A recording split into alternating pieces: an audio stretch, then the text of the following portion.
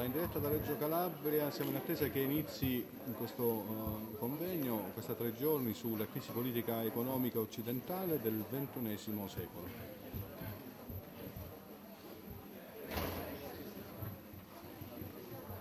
Inizierà a momenti, ci scusiamo per il ritardo, la diretta era prevista per le 9:30.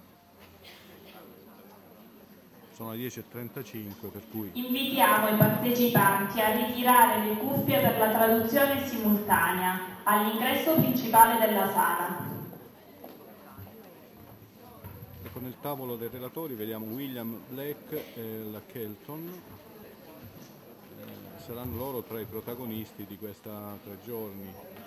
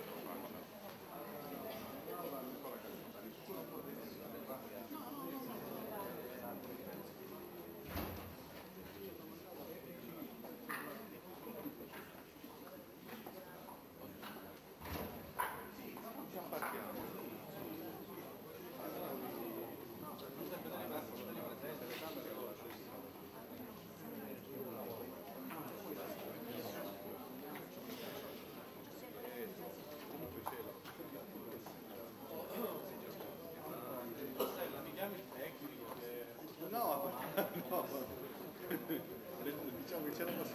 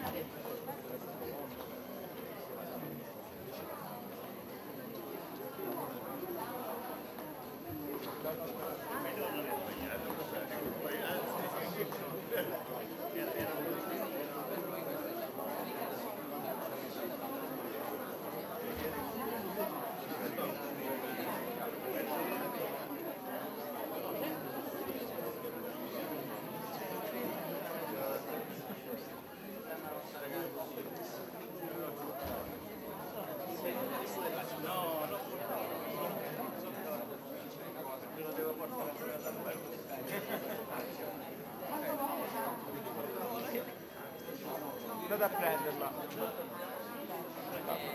Deve parlare.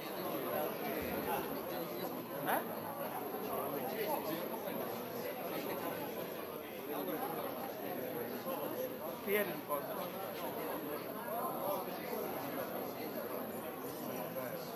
L'apro io. Venite qua che l'apro io.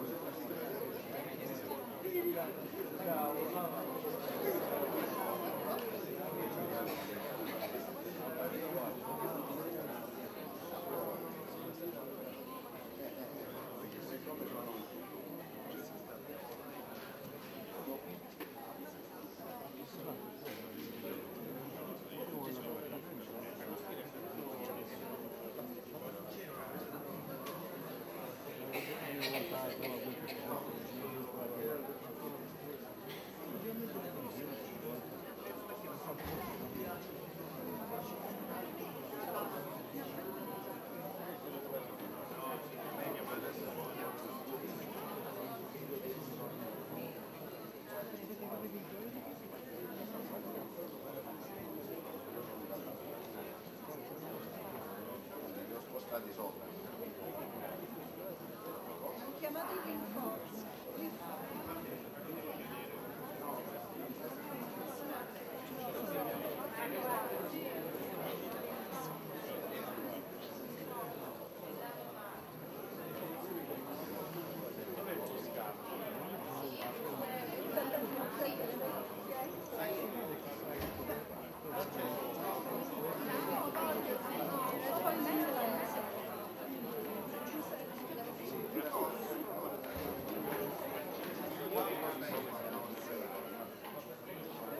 Dove piace Stefano?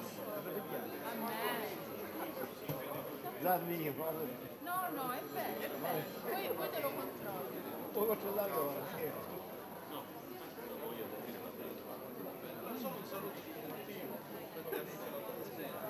Andiamo.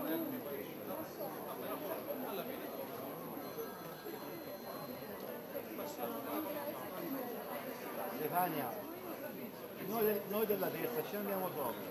In diretta da Reggio Calabria, a breve inizia questo convegno, la crisi politica e economica occidentale del XXI secolo.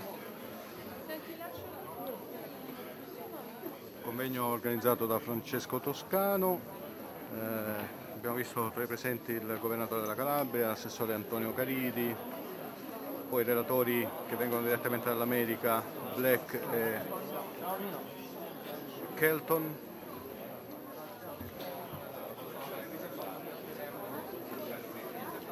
Durante gli interventi, chiaramente in inglese, vi faremo la traduzione in simultanea.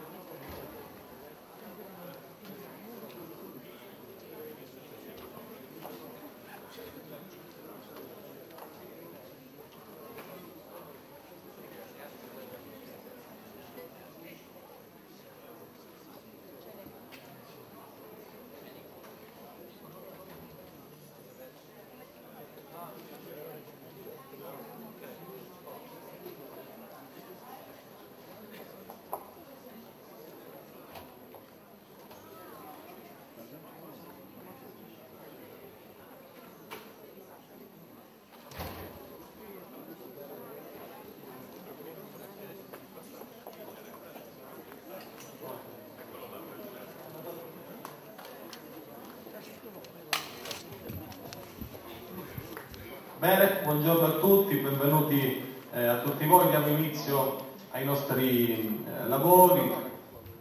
Ci scusiamo per il ritardo, però vi assicuro che coloro che hanno avuto la pazienza di aspettare saranno gratificati dall'ascolto di alcune relazioni che io senza enfasi definisco di portata internazionale se non storica. Brevemente la ratio di questa iniziativa. Noi viviamo una crisi epocale, una crisi che va ben al di là dai confini calabresi, italiani ed europei, e ha finito con il mettere in discussione alcune conquiste civili e sociali che per troppo tempo avevamo probabilmente dato per scontate.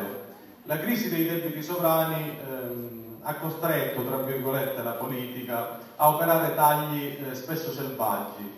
I salari si assottigliano, i diritti diventano privilegi e le politiche di rigore e austerità non hanno fino ad oggi portato nessun risultato concreto, ma si sono limitati ad aggravare una crisi che ha assunto oramai una portata gigantesca. Siccome il paradigma dell'austerità, alla prova dei fatti, empiricamente si è dimostrato sbagliato, sarebbe utile e importante comprendere che esistono paradigmi differenti. Quello che i nostri media spesso colpevolmente trattano alla stregua di un dogma è in realtà un'interpretazione. Il neoliberismo dogmatico è una teoria, è un'idea che peraltro ha prodotto in Italia e in Europa oggettivamente dei disastri, ma ne esistono delle altre, esistono prospettive diverse, modi di intendere l'economia differenti, studi differenti. Per questo nessuno di noi può arrendersi al declino del nostro paese, al declino industriale, alla fine dei diritti dei lavoratori, perché ce lo ordina una tecnocrazia, spesso che senza mandato democratico pretende di imporre alcune idee e di farle diventare dogmi di fede. Dalla Calabria può partire un messaggio di novità. Io ringrazio le istituzioni, in particolare il Presidente Scopelliti, che hanno avuto la lungimiranza di abbracciare questa iniziativa, che è oggettivamente un'iniziativa avanguardistica, non soltanto per la Calabria, ma per l'Italia e per l'Europa stessa. Io sono convinto che da qui, dall'ultima regione d'Italia, può oggi partire un messaggio valido per l'intera Europa. Siamo troppo spesso noi calabresi abituati ad essere dipinti come terra solo di malcostume, di malaffare, di incapacità di prospettiva strategica e di costruzione di pensiero politico. Oggi dimostreremo nei fatti, anche grazie a due tra i più autorevoli economisti al mondo, come Stephanie Hilton e William Blake, che anche qui dalla Calabria può arrivare un messaggio di speranza per l'Italia e per l'Europa intera. Grazie, diamo inizio ai nostri lavori.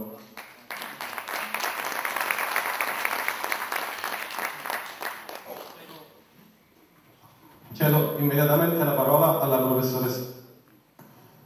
Prego.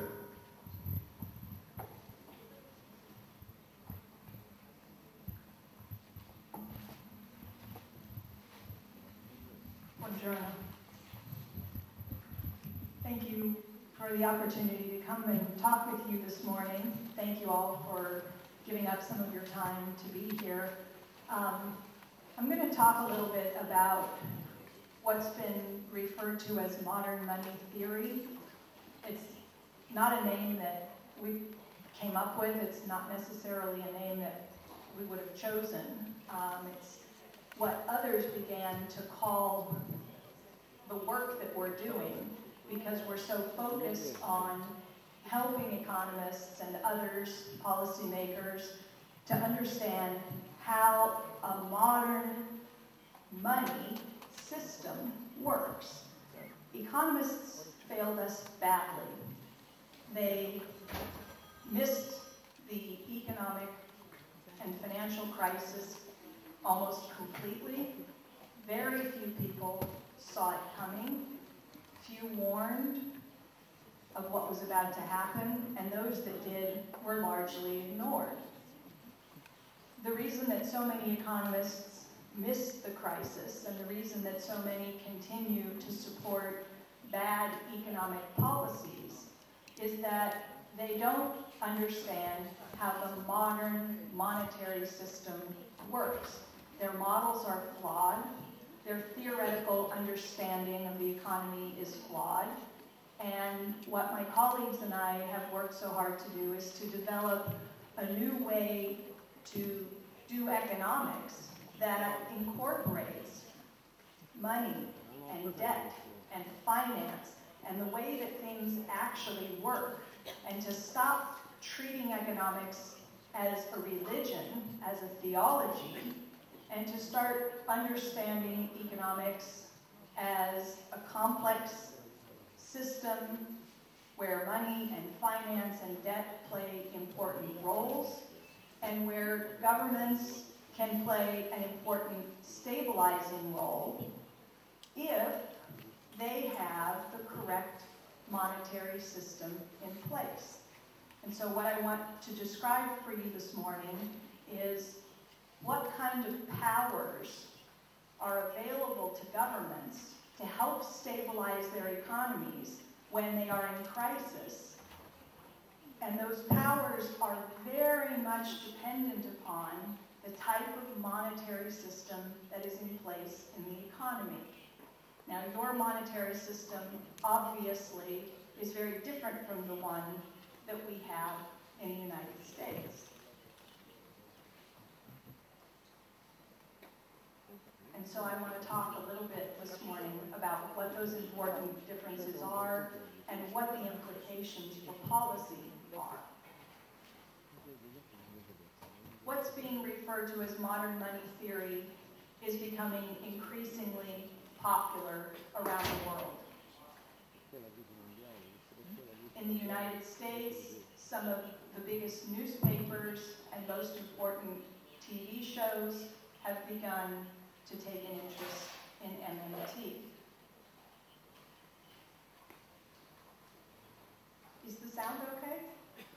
Okay. What we're trying to do, again, is to expose the problems in economics and to take away the myths and help people understand how the monetary system actually works. We want to focus on the operations, how things work, not in abstract, not in economic modeling world, but in the real world. And some of what I'm going to say is going to sound counterintuitive, maybe even wrong, because it's so different from what we all hear from policymakers and from most economists. But I'm asking you to keep an open mind and follow the argument to where it leads. A proper understanding of the monetary system is the first step toward developing a stronger economy. We're all thinking a lot about money. When there is a financial crisis or a debt crisis, everyone naturally begins to think about money. You need money to service debts. Well, what is money? We think of money as something we can pick up and hold, something that exists in physical form, something that is limited, something that there is only so much of in the world. But in the modern era, when we have modern money, most money is created by keystrokes. It doesn't exist in physical form. It's abstract. When we think about the money of account, it's an accounting device. Money is a way to keep track of the claims that we hold on others and the claims that they hold on us. It's a form of debt, an IOU. Think about the different units of account in countries around the world. The Australian dollar is a unit of account. The US dollar, the Japanese yen, the British pound, the euro. You should notice something different. All of those other units of account have a nation state associated with them. The euro does not. The money of account is something abstract, like a meter or a hectare or a kilometer. It is something that you cannot see or feel. It is representational. It's something humans design. In any modern nation state, the money of account is chosen by the national government. Italy chose the euro to become its national unit of account. Any government in the world defines its unit of account, imposes taxes and fees and other obligations in that unit, decides what it will accept in payment to itself, and importantly, decides how it will make its own payments.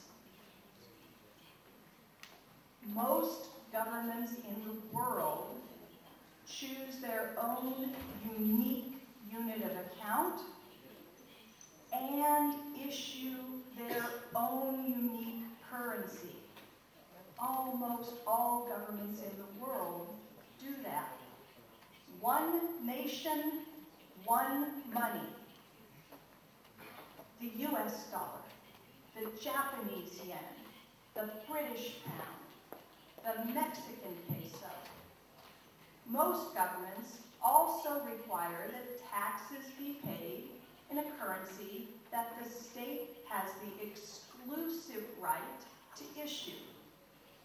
These currencies are sovereign currencies.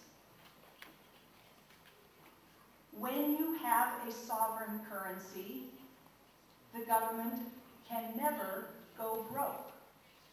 It can never run out of money. It can afford to buy anything that is for sale in that unit of account. It does not need to borrow in its own currency in order to spend. It can set the policy interest rate at any level it chooses. This should be clear as you look around the world and you see interest rates in Japan, and in the UK and in the US, where all of these sovereign currency issuers are in control of the interest rates in their economies. Countries with a sovereign currency have more policy space than countries without a sovereign currency. They can do things that countries without their own currencies cannot do. And those things are important because it means that in times of crisis, they can stabilize their economies. They can achieve full employment. The euro is an exceptional case where the currency is divorced from the nation. The euro is effectively a foreign currency to you and to the other members of the Eurozone. All 17 countries that use the euro are users of the currency, not issuers of the currency, the way the US, Japan, Canada, the UK, Australia, and other countries are. As a result, the countries that use the euro lack the powers of a sovereign issuer. Money matters. A sovereign government should be able to issue the currency it spends. Otherwise, it lacks the power to keep its domestic economy on track. MMT emphasizes, as a goal for policy, full employment. Unemployment imposes huge costs on society, both direct and indirect.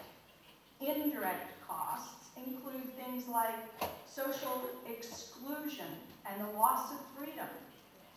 Your skills degrade because you aren't using your skills in the workforce. It can do psychological harm, increase suicide rates, increase divorce rates, leads to the loss of motivation, undermines family relationships. Some of these costs are very hard to measure. In the US, economists actually do attempt to get at these numbers. What is the cost of unemployment when you consider both the loss of output, what's not being produced because someone isn't employed, and also all of those indirect costs? And the estimate in the United States for a young person who is out of work and out of school, it costs the US more than $37,000 a year in combined costs. So these are tremendous costs for society. Over the course of a lifetime, unemployment adds up. The longer you remain unemployed, the more those costs build, and suddenly you're looking at hundreds of thousands of dollars in costs. Even though the US is doing relatively well, we've avoided going back into recession. We stopped the huge job losses that we were incurring. At the end of 2008, the US was losing 800,000 jobs a month. We've turned that around, and we're now increasing jobs. We're growing the economy. We're creating new jobs. But we aren't at full employment. That green line in the graph shows where the US economy could be if we were at full employment. The blue line below is where we actually are. The difference between the two is all of the lost output and lost income that results from our failure to run our own economy at full employment. And those losses add up. One economist in Australia has estimated that the U.S. is losing the equivalent of $9.5 billion every single day because we don't get back up on the green line. We don't get to full employment. And all of that amounts to losses to the economy in the billions and billions of dollars every single day. You say, what does it take to create jobs? We ask this in the U.S. all the time. And some political parties say, well, it's too much regulation and taxes are too high. And if we had less regulation and lower taxes, that would lead to massive job creation. But if you ask the employers themselves, in poll after poll after poll, they will tell you that the number one thing holding them back is sales. They aren't hiring because there isn't strong demand in the economy. There aren't enough sales to lead them to want to hire more workers and invest in more capital. Sales create jobs, and income creates sales, and spending creates income. One person's spending becomes another person's income. And so if you think about government and government policy, when government is able to spend more, produces more income for someone. And if income leads to sales, and sales lead to jobs, then spending can help create jobs. Austerity is the opposite of that. Austerity depresses people's incomes. Takes their income away so they have less to spend. Less spending, fewer sales, fewer sales, fewer jobs. Every government has to decide how to deal with unemployment because every economy in the world experiences unemployment. So what do you do with the unemployed? Do you just simply leave them unemployed, let them stay home, pay them nothing? Or do you have a program in place to provide income for the unemployed? And if you do have a program to provide income for the unemployed, do you have them work for the income so that they become employed? Or do you simply send them a check to stay home and remain unemployed? MMT favors what we refer to as a transition job. A job opportunity for anyone who is prepared to work but unable to find employment out there in the economy, either in the private or the public sector. So a transition job would give unemployed people something useful to do and to pay them to perform that useful task. It works as a stabilizer. When the economy turns down, you take those workers who become unemployed and you put them to work. You give them something useful to do and you pay them a wage to do that. As the income helps support sales, keeps the economy from continuing to go down, eventually you get the economic recovery that allows the private sector to start pulling those workers back into private employment. So it works like a buffer stock. The employment pool grows when the economy turns down and shrinks as the economy improves. And it helps to stabilize spending in the economy and therefore stabilize jobs. It reduces the losses that are borne by the private sector when unemployment is high. All of those costs that we just talked about. It prevents workers' skills from degrading, gives them something useful to do, to keep their skills up. It can even improve skills, gives them a sense of purpose. We had a program like this in the US during the Great Depression. President Roosevelt instituted a massive jobs program for both young people and not young people. They worked in projects building roads, hospitals, schools, bridges. The programs hired architects, engineers, painters, poets, and actors. The program required the government to run big deficits. Obviously, this is a problem for some people. In the US, basically we have two groups. Our policymakers fall into one of two groups when it comes to thinking about the deficit. One of those groups is very opposed to deficit spending, thinks governments should live within their means, only spend what they collect in taxes, balance their budgets. They would support rules to require governments to balance their budgets. They don't believe there's any such thing as a good deficit. They support immediate austerity to reduce deficits. The other group supports limited deficit spending.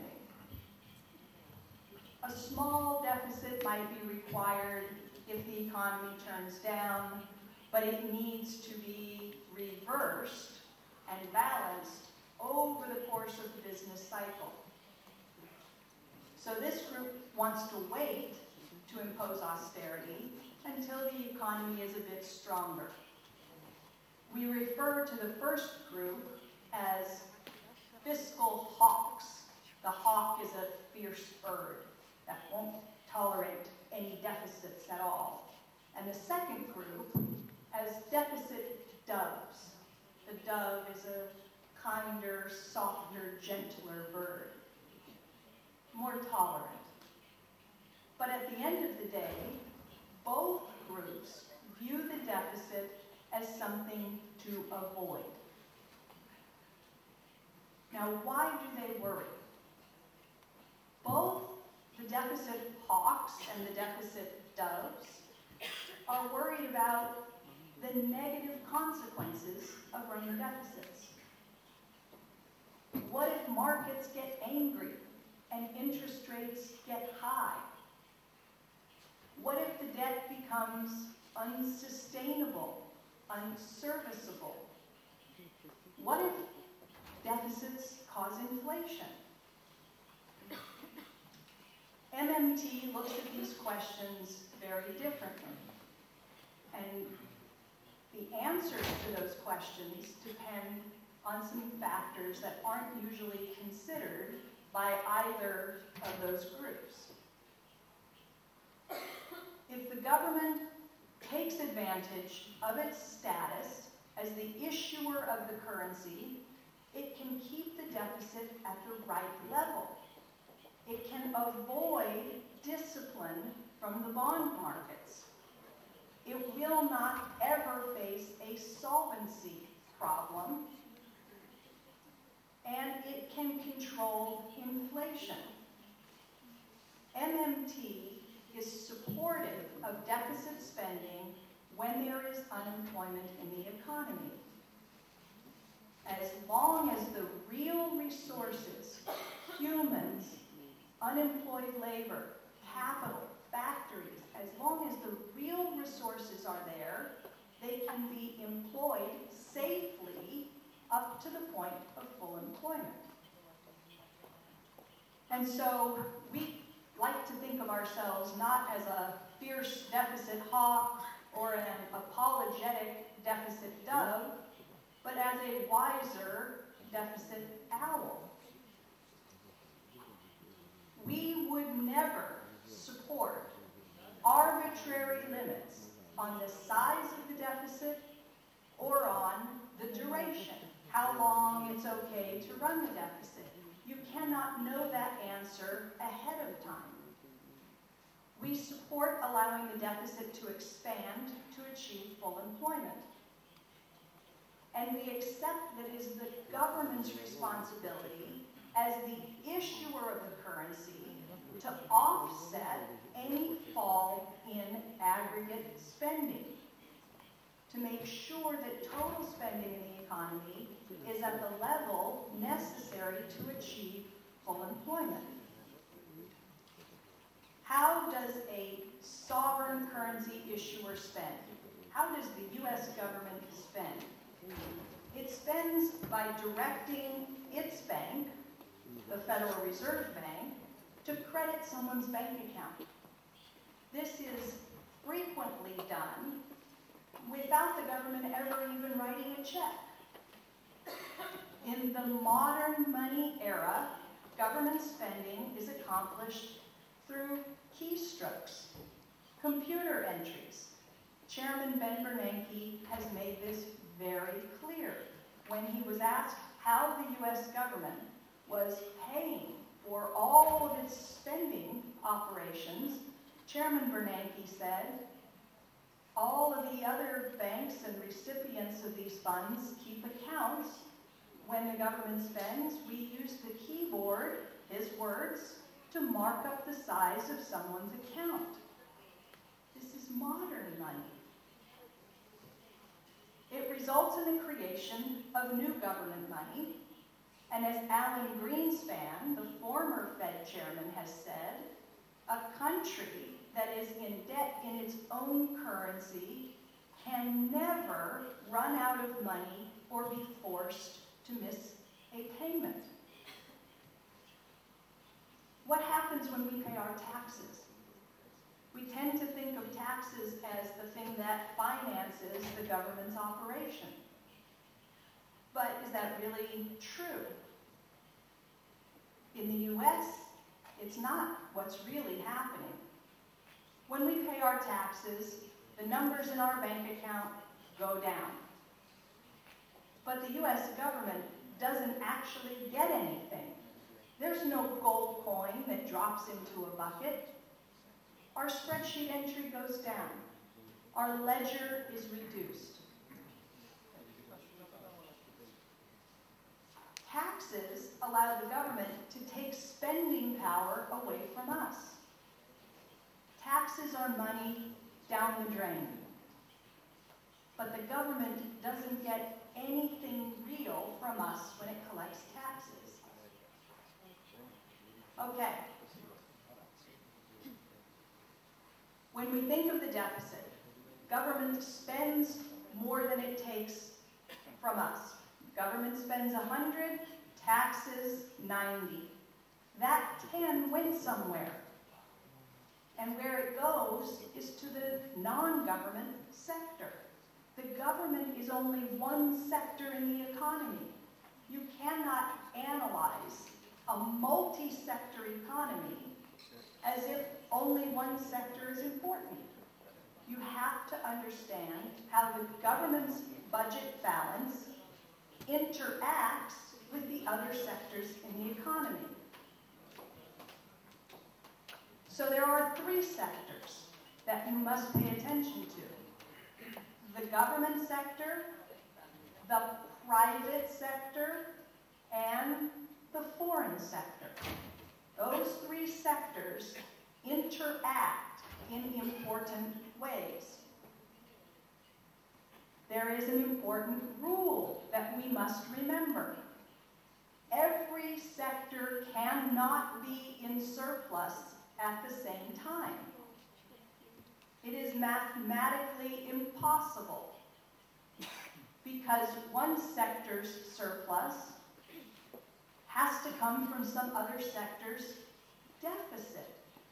The only way a sector can be in surplus is if its income is greater than its spending. And that occurs when another sector's spending is greater than its income. This is how balance sheets work. So some sector in the economy will always be in deficit, and some sector will always be in surplus. But everyone can't be in deficit, and everyone can't be in surplus. So the question is, who needs to be in deficit? If someone has to be the deficit sector, who should that be? Okay, before I answer the question, let me remind you. The government's deficit is equal, always, to the penny, to the non-government's surplus. The government's deficit is the non-government's surplus. If you cut the government deficit, you cut the non-government surplus to the penny. If your government is in surplus, then the non-government runs the deficit. Okay? This is the graph of the government's budget and the private sector's balance for Italy.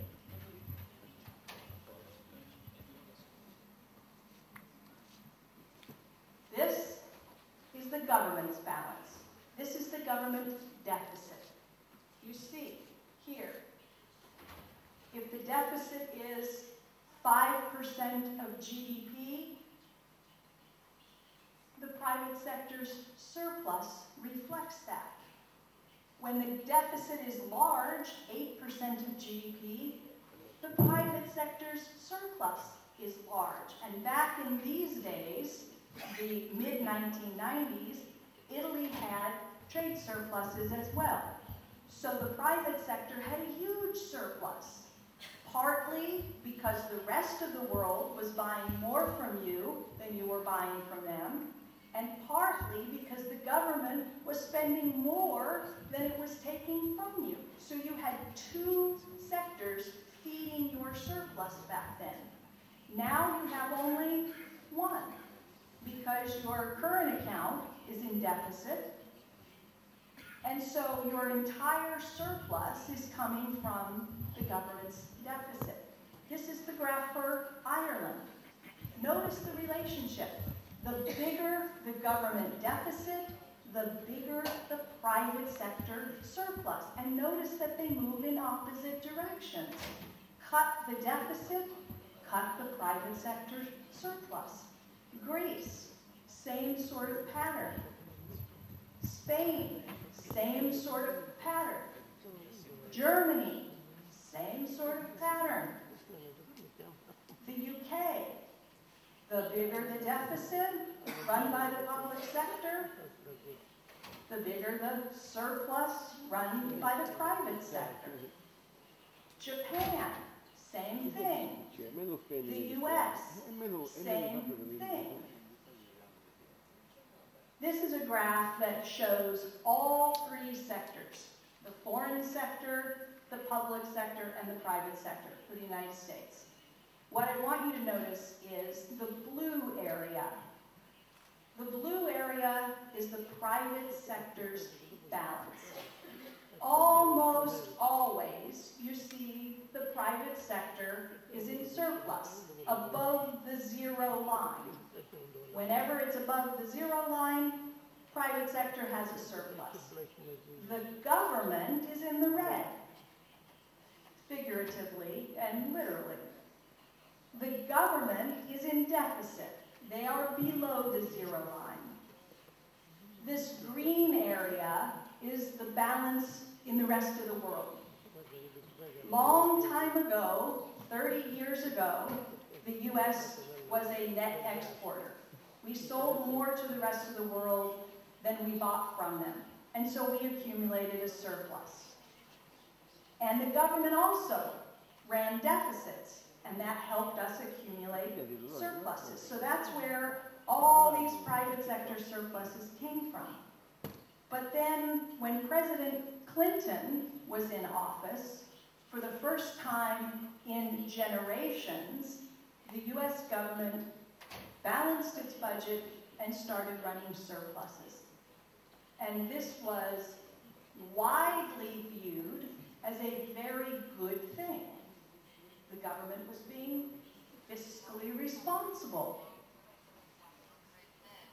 But what happened to the private sector's balance and what happened to the U.S. economy as a result? This little red area here shows the federal government, U.S. government's budget going positive, becoming a surplus. And so the government started taking more from us than it spent. So we lost. Our balance went down. At the same time, the rest of the world was taking more from us than they spent buying goods and services from us. That pushed our balance down even further. And so you can see what happened to the private sector in the U.S. during those years. We went from always running surpluses, the private sector, to carrying very, very large deficits. As a percent of GDP, our deficits were around 7%. That meant that we, households and businesses, the private sector in the U.S., were spending more than our income year after year after year after year. How? By going into debt. We took on lots of debt to finance that spending, and ultimately it was unsustainable. Why? Because the private sector, households and firms, are just users of the currency. We have to earn the currency in order to make our payments, and when we have too much debt, we get into trouble making our payments, and then we stop borrowing and try to pay down debt. And that's what we did, and it caused a recession in the U.S., and the government's budget went right back into deficit where it belongs. And the big deficits the U.S. government has been running lately have helped put the private sector back into surplus so we can pay our debt, repair our balance sheets, spend income that leads to sales that lead to jobs. So MMT emphasizes the relationship between sovereign money and sovereignty over your policy. States that issue their own currency, a floating exchange rate, can never be forced to default on debt that is denominated in their own currency. A sovereign currency issuer doesn't have to pay market interest rates. A sovereign currency issuer can use its powers to tax and spend to keep the economy at full employment. A sovereign currency issuer controls inflation with these same taxing and spending powers. A sovereign currency issuer has full use of its fiscal policy space. Countries in the Eurozone have much less space. And this is going to be the topic of my talk tomorrow. Thank you.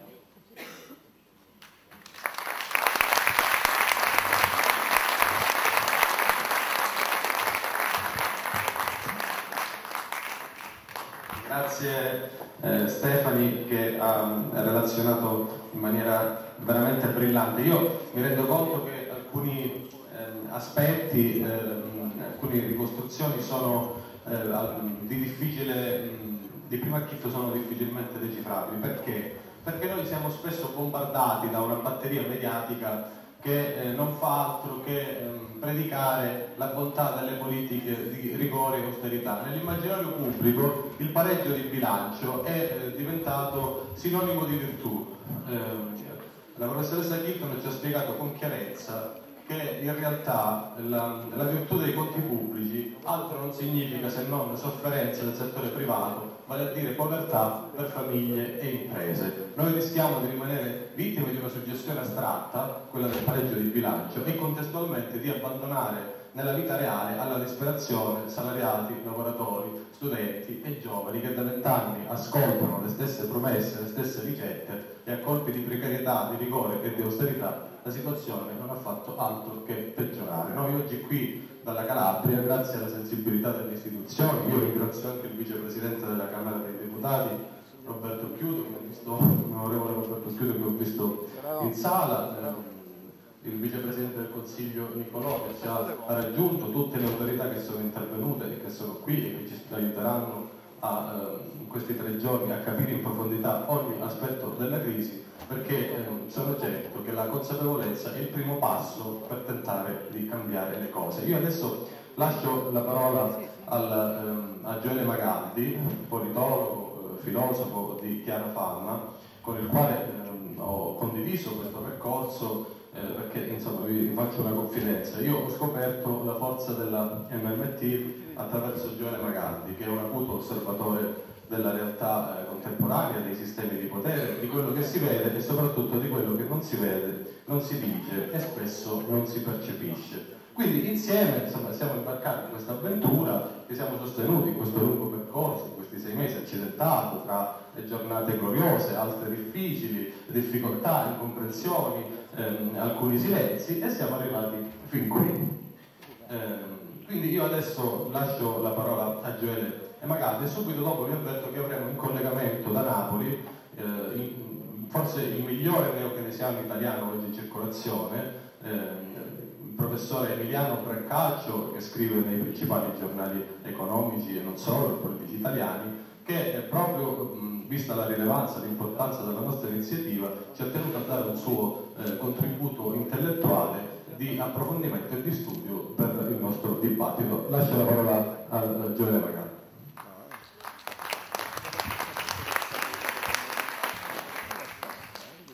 Salve a tutti. Salve, io qui, come ha detto Francesco Toscano, sono presente in una duplice veste. Domani svolgerò una relazione su uno degli aspetti di questi 3 giorni, che è senz'altro un approfondimento della crisi economica, ma che vuole anche contestualizzare questa crisi grazie ad una analisi diacronica e sincronica delle dinamiche del potere nella società globalizzata. Cioè lo scenario nel quale si configura una crisi che colpisce i popoli europei non è uno scenario venuto dal nulla. Le ricostruzioni che spesso vengono offerte dai media, dal circuito mainstream, dal circuito ufficiale, spesso sono carenti e magari segnate da interpretazioni egemoniche. Qui c'è invece il tentativo di far emergere anche ciò che spesso è dietro le quinte, quello che io altrove ho definito il back office del potere. E quindi diciamo di questo però parleremo domani.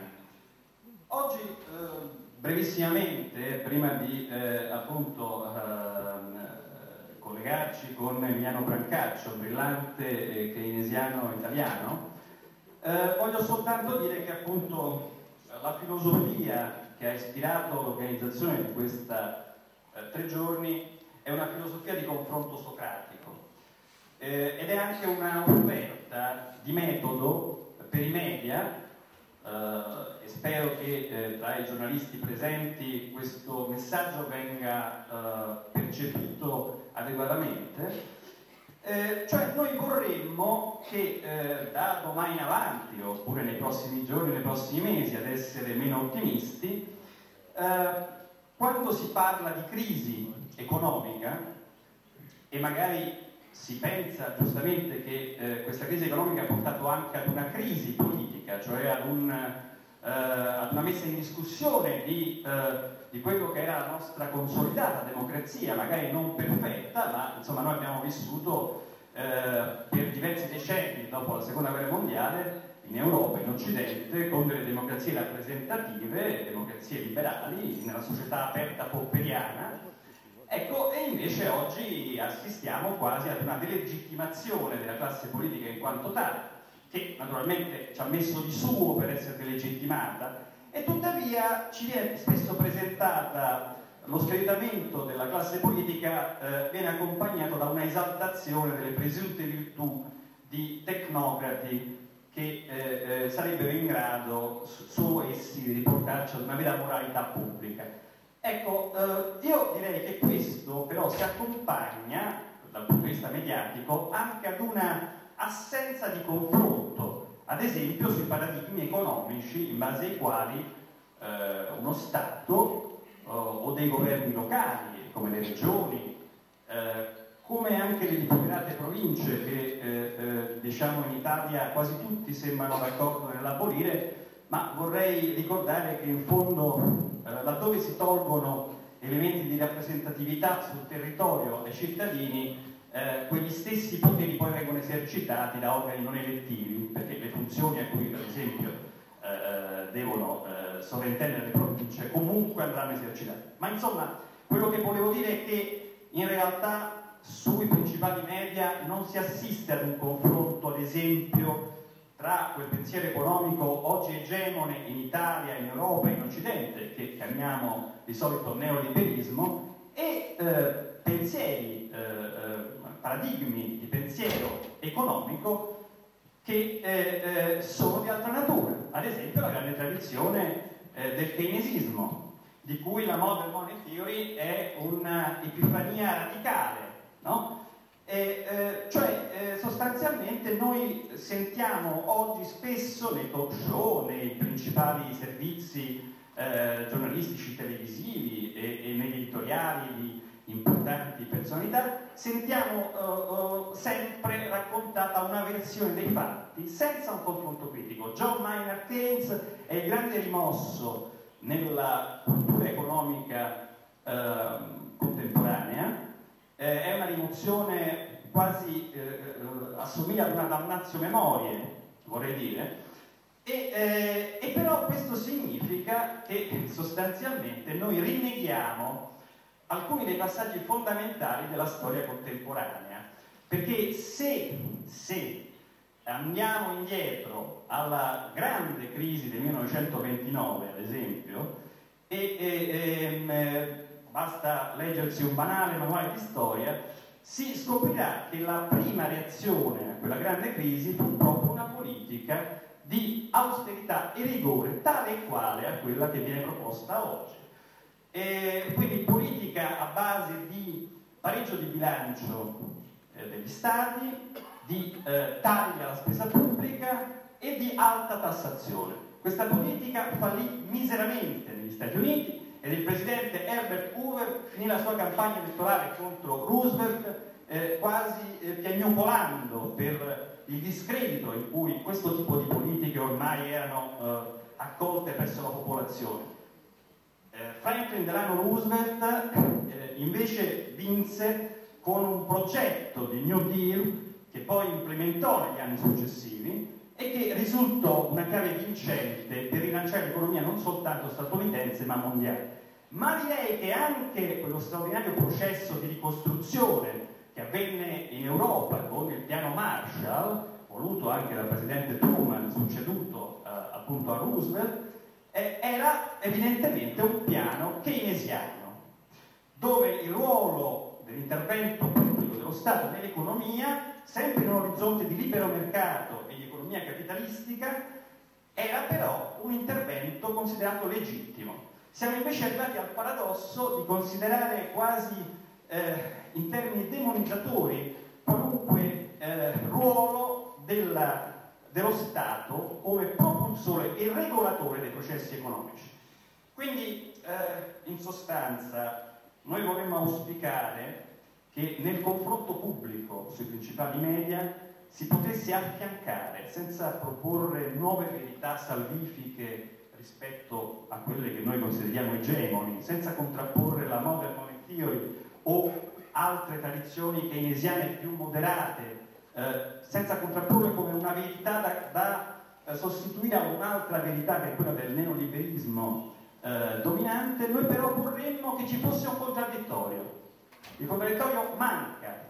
Questo convegno con la sua metodologia socratica, porterà qui a parlare non soltanto illustri esperti internazionali di Boundary Money Theory, li metterà a confronto con economisti keynesiani italiani che hanno comunque idee differenti, pur all'interno di una somiglianza, ma metterà a confronto anche con giuristi, economisti, intellettuali che invece, poco politici, che sposano il paradigma che abbiamo definito dominante, cioè quello neoliberista, quello che in fondo, con sfumature diverse, accoglie le politiche di austerità come la necessaria, benché amara, medicina per curare la crisi. Cioè, qui c'è un problema di contenuti ma anche di metodo. Se l'opinione pubblica può essere informata di diversi paradigmi, quell'opinione pubblica, in quanto cittadinanza poi di elettori, farà delle scelte mature, potrà scegliere il proprio futuro. Se i politici saranno informati di diversi paradigmi, anch'essi potranno fare delle scelte consapevoli. È meglio un politico che sbaglia consapevolmente che non un politico che segue in modo conformistico delle suggestioni in modo acritico. Quindi io concludo questo mio intervento ricordando che nel corso di questi 3 giorni declineremo questi vari aspetti. Il confronto tra diversi modelli di interpretazione della realtà e anche di soluzione della crisi, ma anche e soprattutto una ricognizione di quali agenti storici, e non dimentichiamoci mai questo aspetto, se siamo giunti ad una fragilità, per esempio, della costruzione dell'Unione Europea e ad una crisi di portata così epocale, l'idea che questo sia accaduto per caso è altrettanto peregrina di quella per cui vi sia un complotto come dire, monodirezionale e univoco.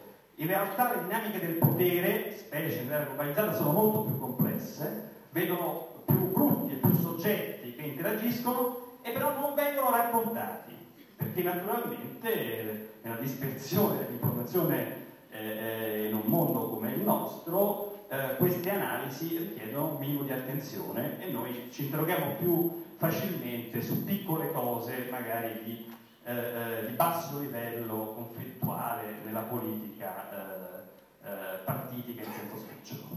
E quindi io a questo punto ridò la parola a Francesco Toscano per il proseguio di questa mattinata di lavoro. Grazie a Magardi. Noi abbiamo voluto offrire, io ringrazio nuovamente Magardi perché spesso si ha come l'impressione di essere vittime di una divinità cattiva, per cui stiamo male ma non si capisce perché.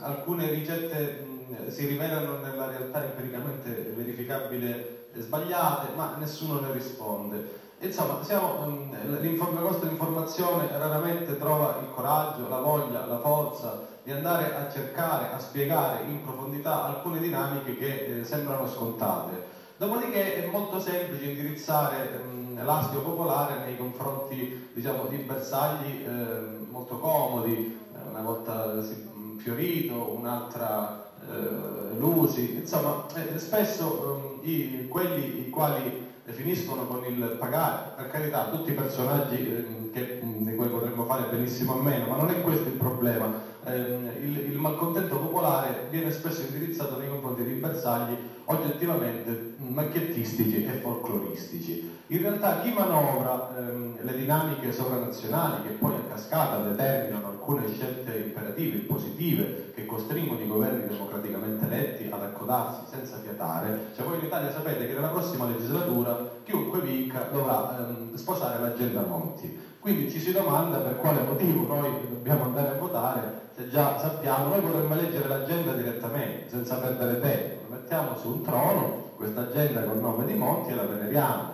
perché ormai siamo entrati, diciamo, in un'ottica pericolosissima, secondo cui la democrazia va rispettata formalmente, cioè si vota, ma le linee di indirizzo, che sono appannaggio esclusivo di gruppi che non si conoscono, non si capiscono, non rispondono a nessuno, non possono essere messe in discussione. È difficile sostenere che questa è una democrazia. Questo tutt'al più, per rubare le parole di Sartori, si chiama democratura. Bene, Adesso se siamo, perché noi con i nostri potentissimi mezzi arriviamo dappertutto, quindi io chiedo al tecnico di sapere se abbiamo il professore Brancaccio in linea da Napoli. Qualcuno mi dice se siamo pronti?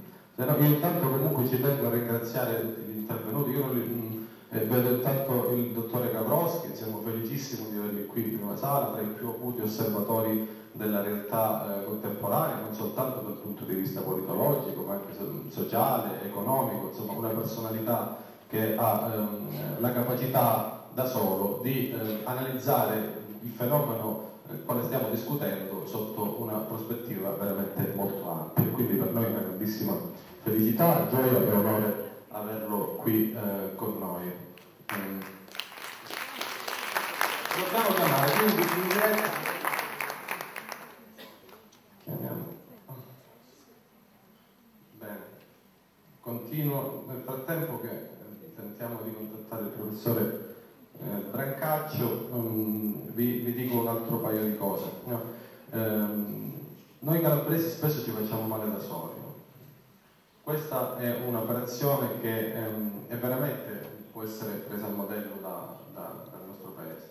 Però l'ambito nel quale ci siamo ricacciati, quello secondo cui dobbiamo stare al rimorchio delle vere intelligenze, dei grandi giornaloni del nord, per cui la nostra massima aspirazione è quella di non essere troppo demonizzati o presi a carici, è un ambito che ormai è diventato per noi comodo. Per cui è come un riflesso di Pavlov, quando siamo avanguardia ci spaventiamo da soli. Ecco, questo è un cliché che dobbiamo abbandonare, è una paura dalla quale ci dobbiamo liberare, perché noi possiamo liberare intelligenze, forze, capacità politiche, entusiasmi, intelligenze che ci permettono di presentarci a testa alta non soltanto nel resto del paese ma in Europa. Chi vuole ricacciarci all'interno invece di quello schema comodo che serve a tutti tranne che ai calabresi dovrà cominciare a fare i conti con una nuova generazione di politici, di cittadini che ha la dignità di rispondere a testa alta, la forza di comprendere le cose e la dignità di non fermarsi.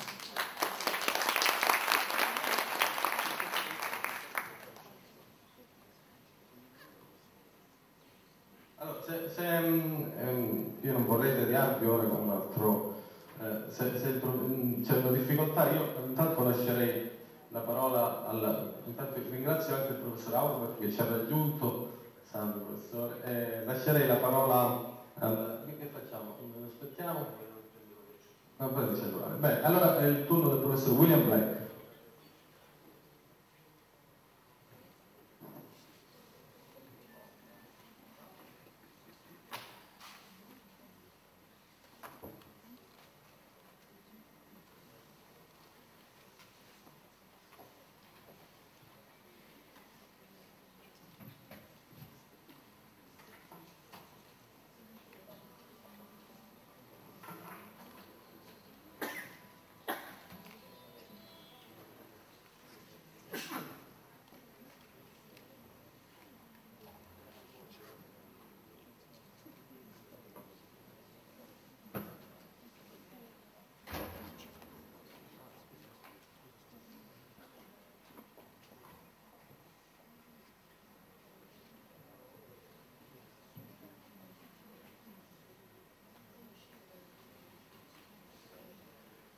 Thank you all for coming.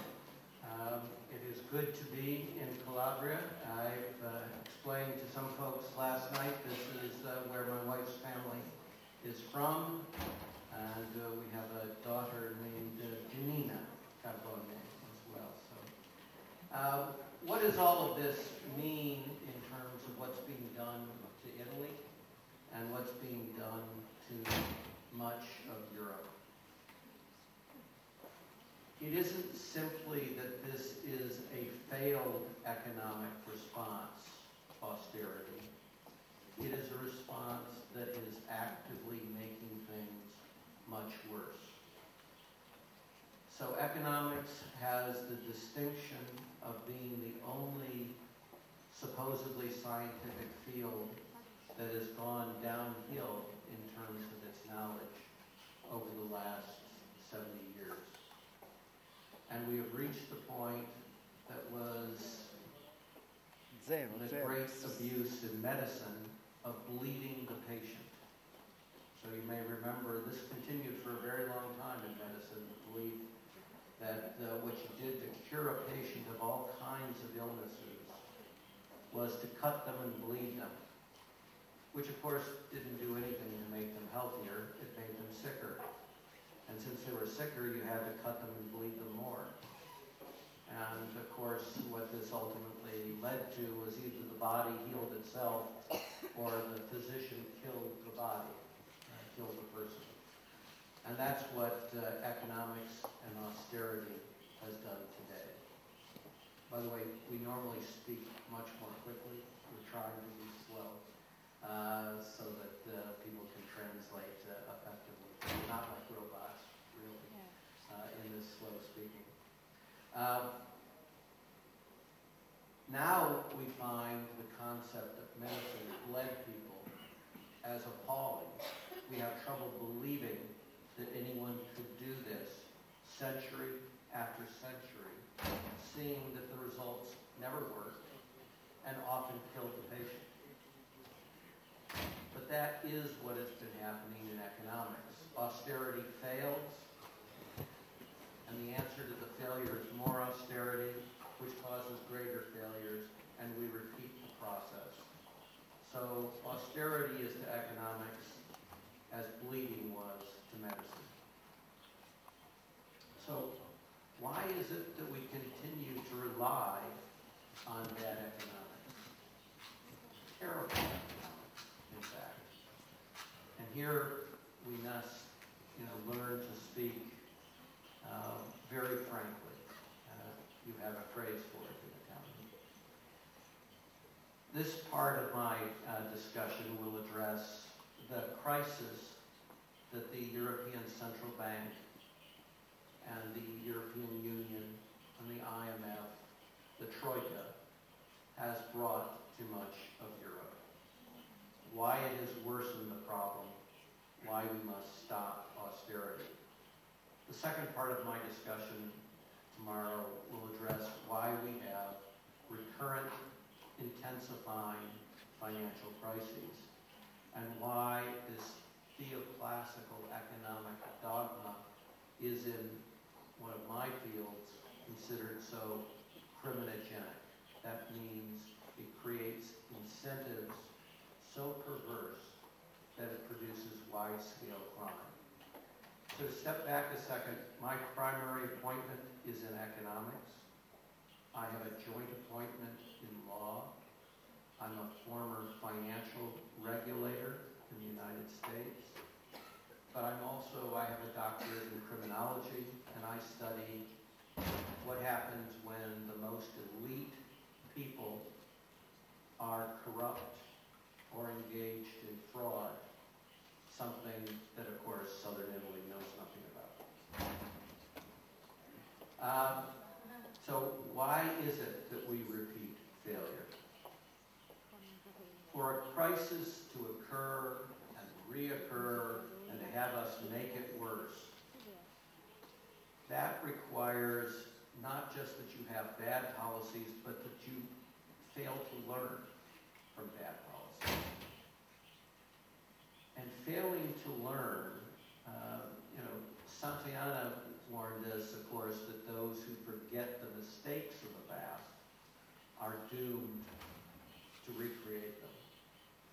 But there's something even more nasty, because you could learn from the mistakes of the past and still make new mistakes. But when you have tried things in the past and they've worked, and you don't use your successes, but instead you recreate your disaster after disaster, that truly is a tragedy.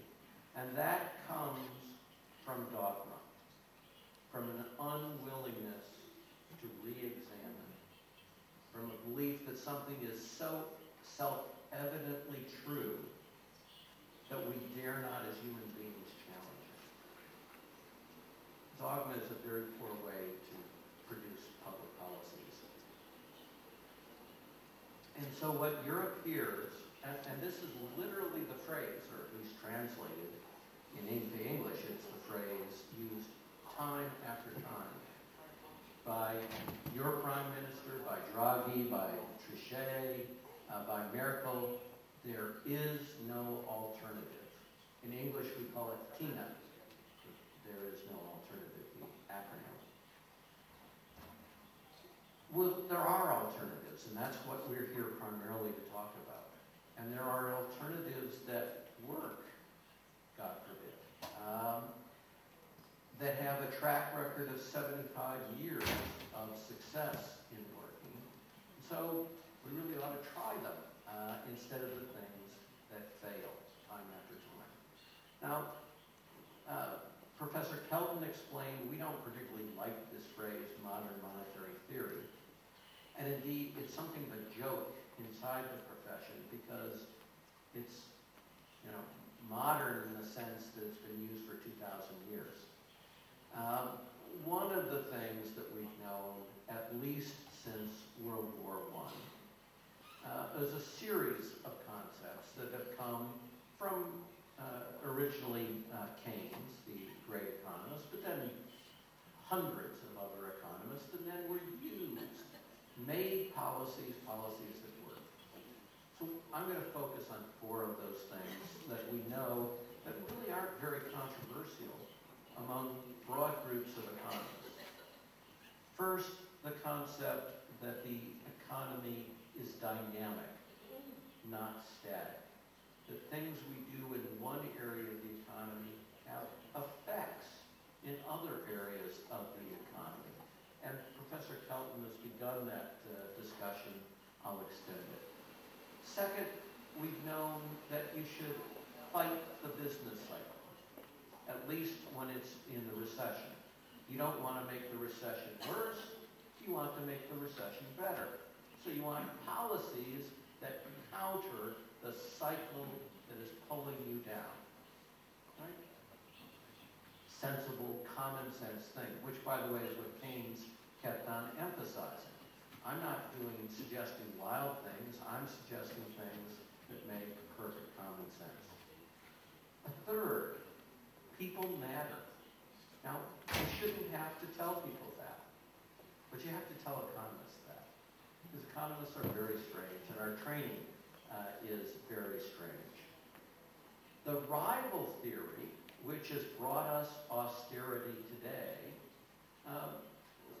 most famously in the United States context, in response to the Great Depression, perhaps the wealthiest person in America said, we should liquidate everything.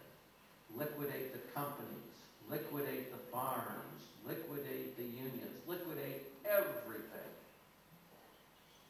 Well, Keynes said, this is insane. This causes immense harm. And it makes the recession or the depression worse. So why would you do things that cause great harm and made the problem worse?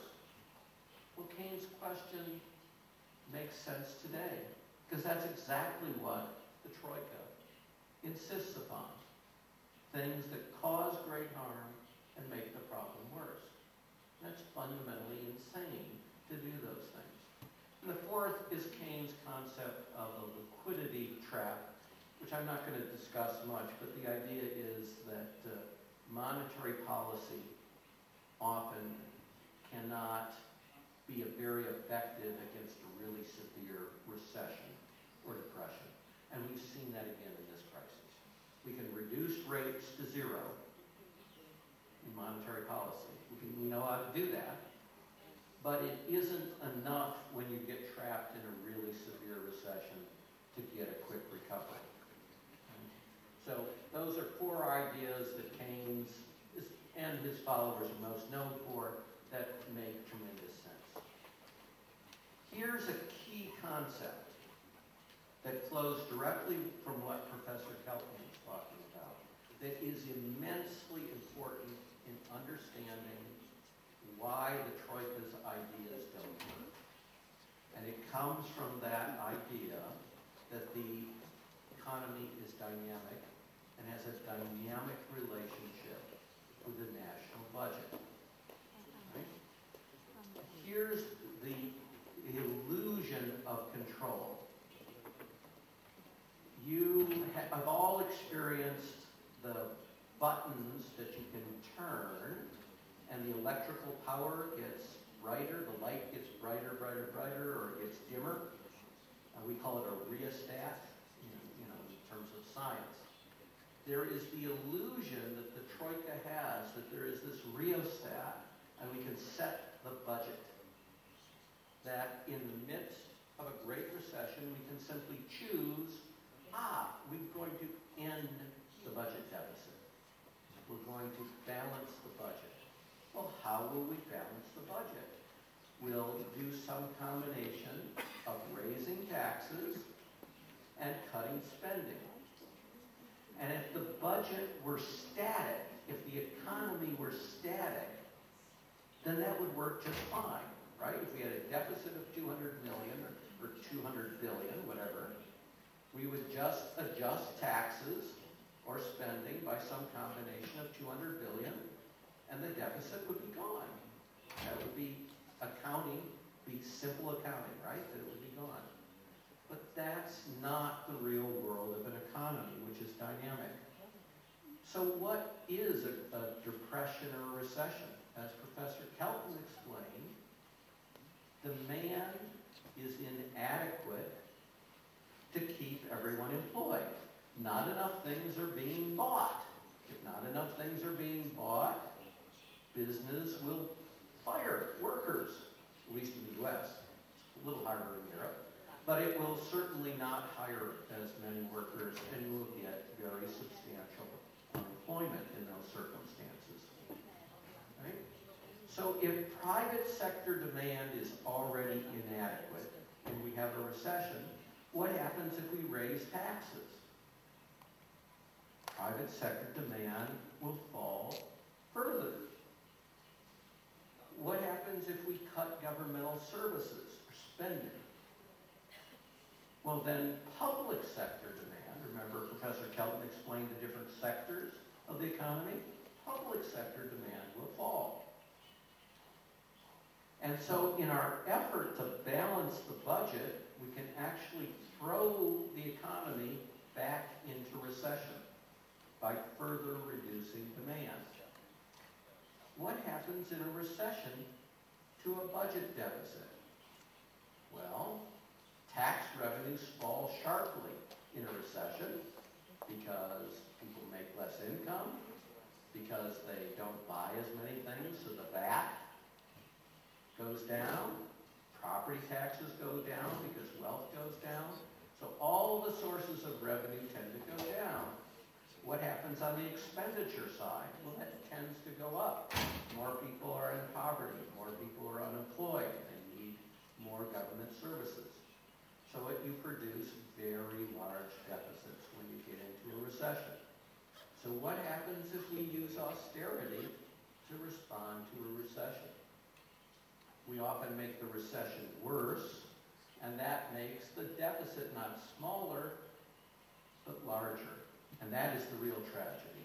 The thing that we are being told and promised, that you make all these terrible sacrifices, but it's okay, because it will balance the budget, and that will transform your lives, actually ends up often making the budget deficit larger. And it does transform your lives by forcing your nation into Great Depression levels of unemployment, such that their children have to emigrate as soon as they get their college, their university degree. Yes, it transforms the nation, but in a terrible fashion. So we create a self-inflicted recession. Not only are we bleeding the patient, but we are forcing Italy to bleed itself, Spain to bleed itself, Greece to bleed itself.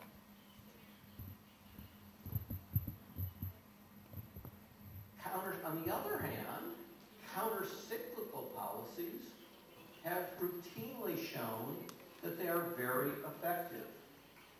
We have run the studies, and the studies show that counter-cyclical policies make recession shorter, last less long, and they make them less severe. That's really good stuff. And we have learned how to make this counter-cyclical policy work through what in America is called automatic stabilizers. We don't need to adopt new legislation.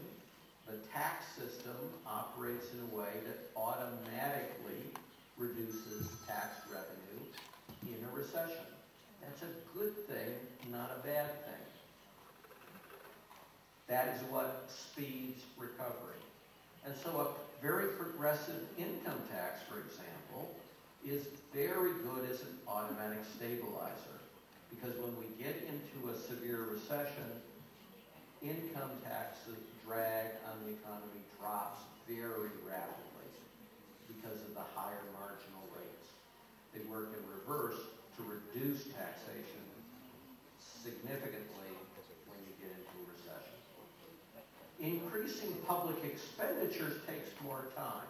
That can't be the same kind of automatic stabilizer.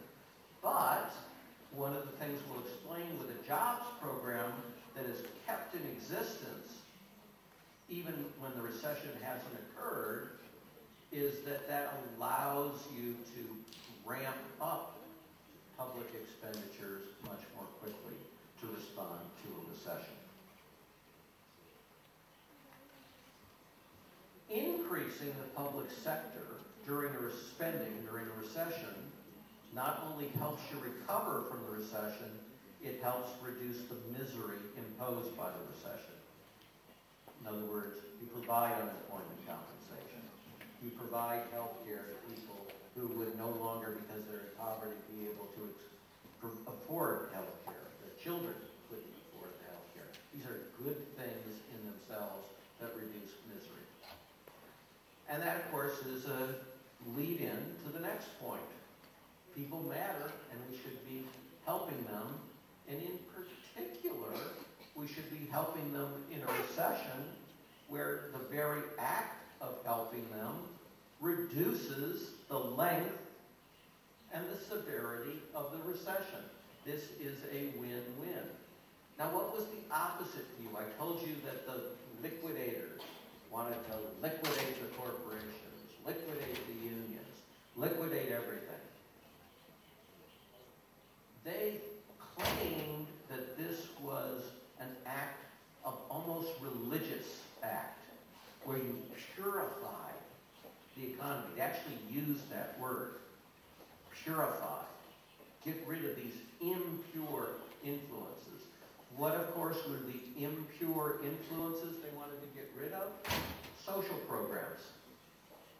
They hated the social programs. This was coming from the wealthiest bankers in the world. And so they spread this obscenity that they were being courageous, and they actually used this word to describe themselves. It's pretty much a bad sign when someone uses the word courageous to describe themselves. You know, it's usually a sign that they're the opposite. And they were the opposite of courageous. They were taking on and harming the weakest people in society, right? The poor, the children, the elderly, and calling that courageous. We should never allow them to get away with that. And so they define debt as immoral. And this was used in our presidential campaign recently, where Governor Romney said that it's immoral to have this debt. Not for a sovereign government. Not only is it not immoral, it's the opposite. It's using the debt to get people employed, to provide the services, to ultimately actually reduce the deficit because of the faster recovery, that is the moral action. What is immoral is to impose austerity on the weakest elements of society and make them suffer. That is immoral under virtually any religious or philosophical belief, except beliefs on Wall Street, which are very unique. I'm going to skip the liquidity trap, other than say that the current crisis has helped to establish that it is real and that we really need vigorous fiscal policy. Okay. Has what I'm saying strange? No, forecast economics, whether they're conservatives or liberals or moderates, all over the world, they assume when they make forecasts that the economy is dynamic. Why? Because it is. And everybody knows it is. And the only way to make a better forecast is to assume the truth of the dynamic nature.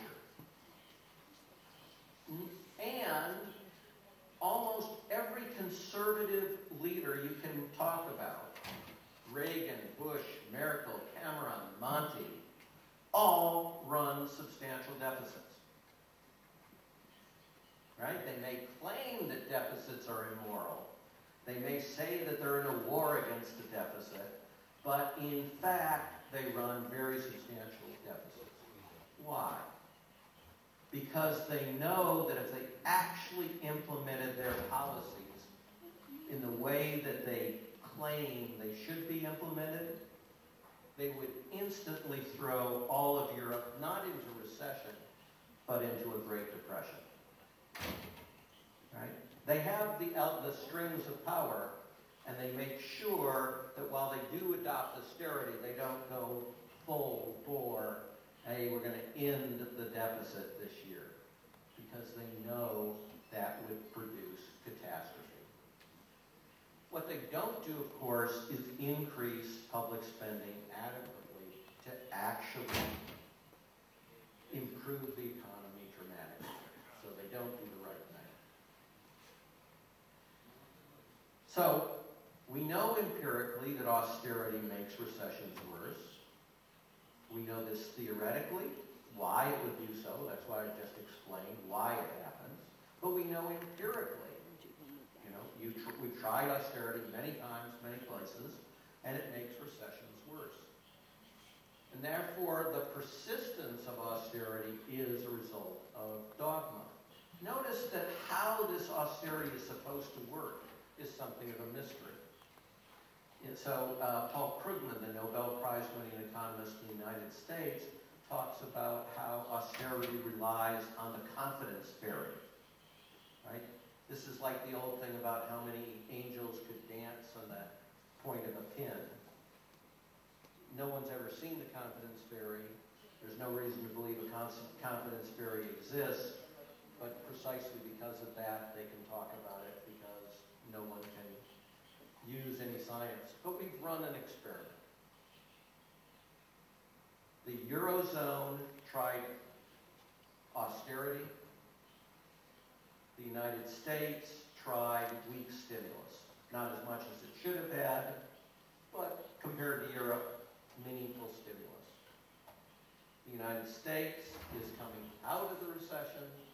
The Eurozone utterly gratuitously thrown back into a completely avoidable recession. And Spain and Greece in Great Depression levels of unemployment. And what's the one exception in the United States? It's where we have austerity imposed. And that's in our state and local governments. As Professor Kelton explained, these are entities that don't have a sovereign currency. They are like the Eurozone in some sense here. And as a result, they cannot run deficits. And as a result, the state and local governments in the United States have been forced to shed hundreds of thousands of workers. And so every month what we've seen for 2 years in America is private sector employment increasing, public sector unemployment increasing. If we had not imposed austerity at the state and local level, we would already be at least a full percentage point lower in terms of unemployment in America. And of course, we would have also been providing the governmental services in the states and locality that so many newly poor people desperately need. So it would have been a win-win. Now, Italy, like most places, has a phrase for we're supposed to learn from our mistakes. But of course, we don't in the Eurozone. The level of young worker unemployment Spain, Greece, is grotesque. It is completely unacceptable as a nation. It destroys a nation to have this level. And what's worse is youth unemployment is actually declining in Ireland. Why? Because emigration is so large that youth unemployment is declining. So the sickle joke, I'm of Irish descent in substantial part, is true again. The leading export of Ireland is the Irish. Instead, in Europe, we have the bond vigilante terrorism, where every nation in the periphery is exposed to terror from the bond vigilantes. If you don't have austerity, we will attack you on your debt, your sovereign debt, and this will create a death cycle. Because as we demand higher and higher interest rates, your deficit will increase, your budget deficit will increase, because your interest expense on your debt will increase. If your budget deficit increases, then the credit rating agencies will downgrade you. If the credit rating agencies downgrade you, then you'll have to pay higher interest rate on your debt. And this just keeps cycling, and its only answer is death unless and until the ECB, the European Central Bank, steps up. And you saw 3 months ago the sudden break in the death cycle when the ECB simply announced, didn't really do much, but announced that it was going to provide support for sovereign debt of some sort of unidentified nature. We'll talk about the possibilities within the euro in future talks, but from here you can see, if you leave it to its own device, austerity leads to a death cycle. Time-wise? No? Keep going. Okay. Naturally, since Europe has experimented with austerity and failed, and America has experimented with stimulus and succeeded, and President Obama was re-elected, the first thing he wants to do is adopt austerity. What very few people in this room are likely to know is that in July of 2011, President Obama came this close to adopting austerity in a joint deal with the Republicans. And this deal would have required massive cuts, up to $4 trillion in cuts over 10 years in social programs, trivial increases in taxes, and dramatic cuts in what we call the safety net. This is Social Security, Medicare, Medicaid, food stamps. These are the things that keep people alive and out of poverty, or at least out of starvation from poverty. At the time, July 2011, unemployment in the United States was 9.1%.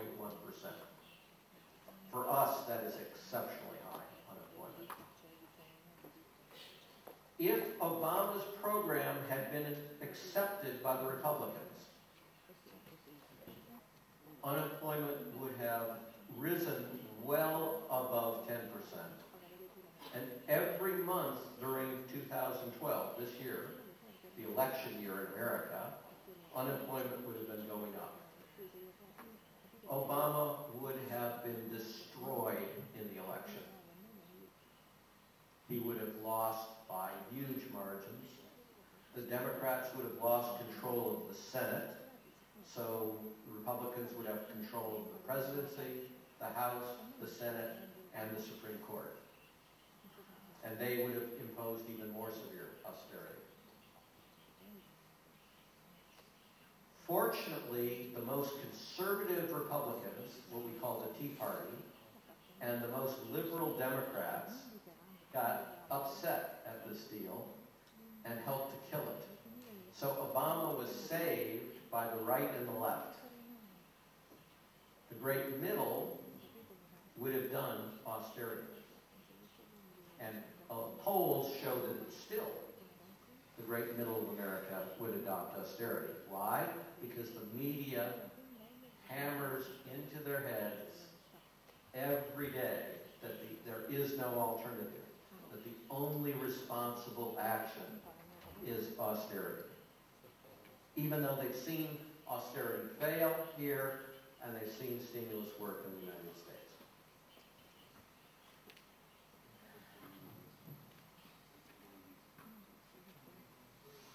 So why this death wish? Why would a Democratic president seek to betray the most popular programs associated with the Democratic Party? Social Security, Medicare, Medicaid, food stamps. Right? These are the glories of his own party. Why would Obama do this? Well, first, because he has no real economic advisors left of any note. He's getting his economic advice primarily from Treasury Secretary Geithner, who is not a student of economics and who believes that austerity is the right way to do things, and is called stimulus candy. Right? So this is somebody that knows nothing about modern economics, doesn't understand financial systems, and is the leading advisor.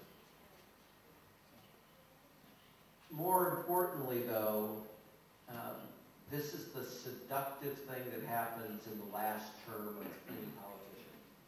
They begin to think of their legacy. What will I be known for? And Obama has been convinced that it would be courageous, that word again, if he went against his own party's interests and did this, they call it a grand bargain, I call it the great betrayal of Social Security, Medicare, and Medicaid. So, someone whispering in the ear. Rome, of course, had the tradition of the victorious general of having the slave whispering in his ear that fame is fleeting. We have Geithner whispering in his ear, we can both be famous if you will do this austerity program. So, sometimes we can protect ourselves from our enemies. It's very difficult to protect ourselves from our friends in this context.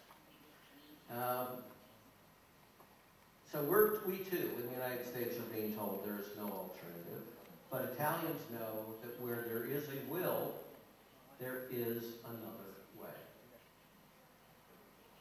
And that's what this process is to explain that there is another way. We can't create the will to use it, but in our experience, all over Europe, in the periphery, many people have the will to do things, but they don't know what the alternatives are. So the will has to come from all the nations of Europe. What is really going on here? And here I can build on the comments of our philosopher. What's the agenda behind austerity? Because it's facially insane, right? It is like bleeding people. It doesn't work. It makes things worse. And everybody can see that it makes things worse. Even their own reports say that it will make things worse. Right? Big finance hates the safety net. Draghi has been open in saying that what must be done is that the European social model must be destroyed. Right? They are as open as you can imagine on a number of these topics. That we must destroy it, and that the only way to destroy it is to use the private sector. Is to use what he calls the discipline of the private sector, I would call the extortion of the private sector, to move from nation to nation, whoever is most vulnerable, and demand that the safety net be unraveled throughout Europe. They explicitly, the OECD just this week came out with a report saying what Italy needs is lower wages. Right? In a recession, what they want to do is lower wages, further reducing private sector demand. They want privatization. One of the wealthiest people in the world is Carlos Slim. How many people have ever heard of Carlos Slim?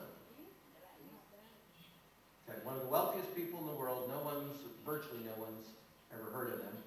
He is wealthy because Mexico privatized its telecommunications system and sold them, as you would expect.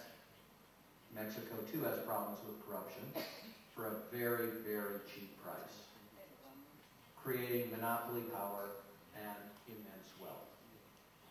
They see privatization as that opportunity to purchase public assets at a cheap price where they're going to get monopoly power. The combination is devastating. They also, whenever there is a public program like Social Security, and most nations in Europe have a similar program, they want that privatized. They want those funds invested through the City of London, through Wall Street, through Frankfurt, because they will make hundreds of billions of dollars in fees and hundreds of billions of euros in fees and pounds in fees in these things. They want to erode worker protections.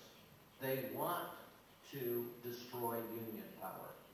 They see that as a rival source of power hostile to their interests.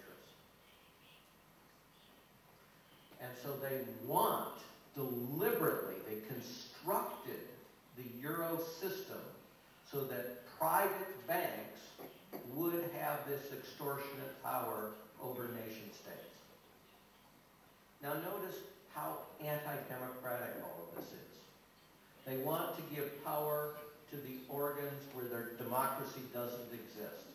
The private sector and to the ECB, which of course has almost no pretense to having any democratic aspects.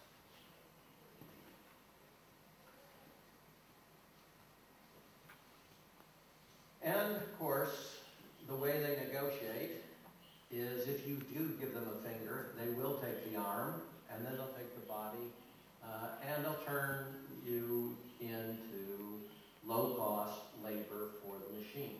This is the unceasing agenda of big finance. They do not want to dominate simply finance. They want to dominate commerce, and they want to dominate government. And they demand that we do this to ourselves, that we go into the arena and kill each other, and that we do so while praising Caesar, or in their case, praising the City of London. And all of this is not a bargaining process. This is a diktat, right? So you can either like the minestrone soup, or you can jump out the window, folks. That's the choices that they have. And they're very clever about this. They've created a dynamic that uses the combination of this private sector power and the least democratic institutions in Europe, the ECB, to create a system that constantly pushes us towards the bottom. We call it the race to the bottom.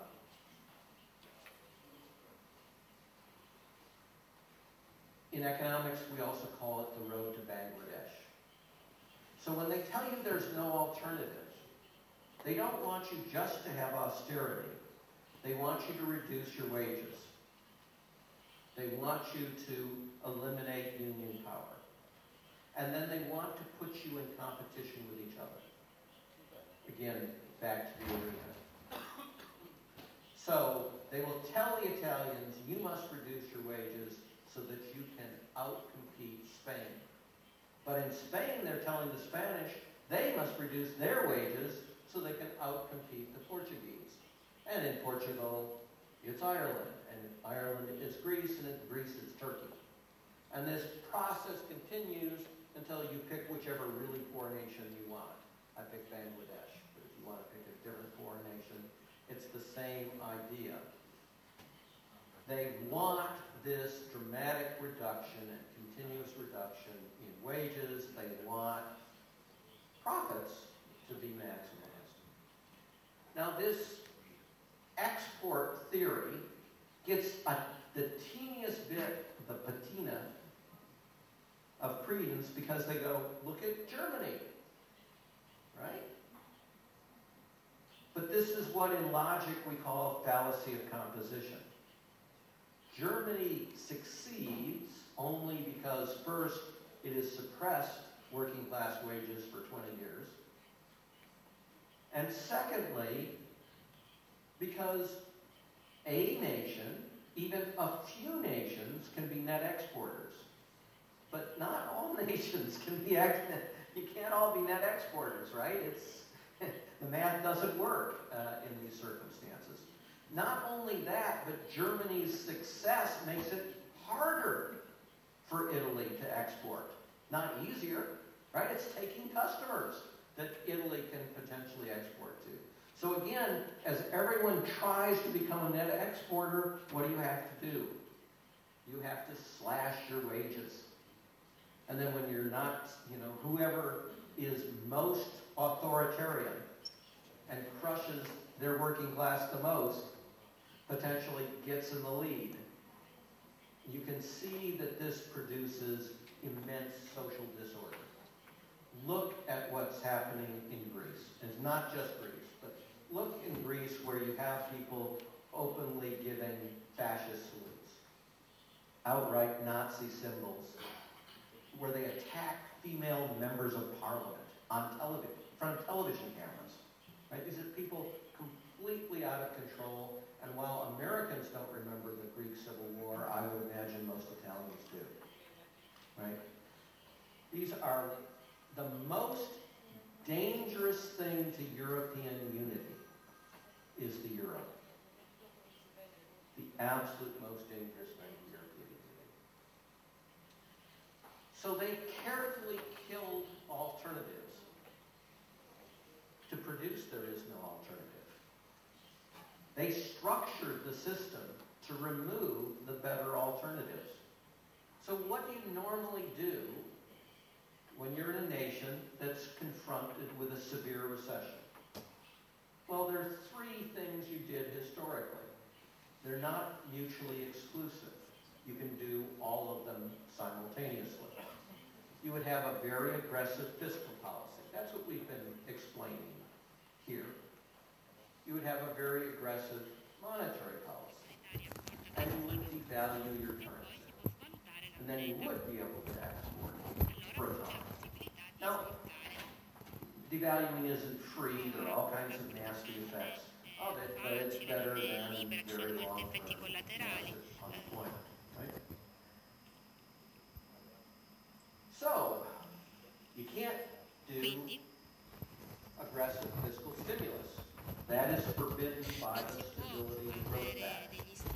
And I know that this cannot be translated as a big joke into Italian, but for those of you that understand English, the Stability and Growth Pact is an oxymoron developed by regular morons.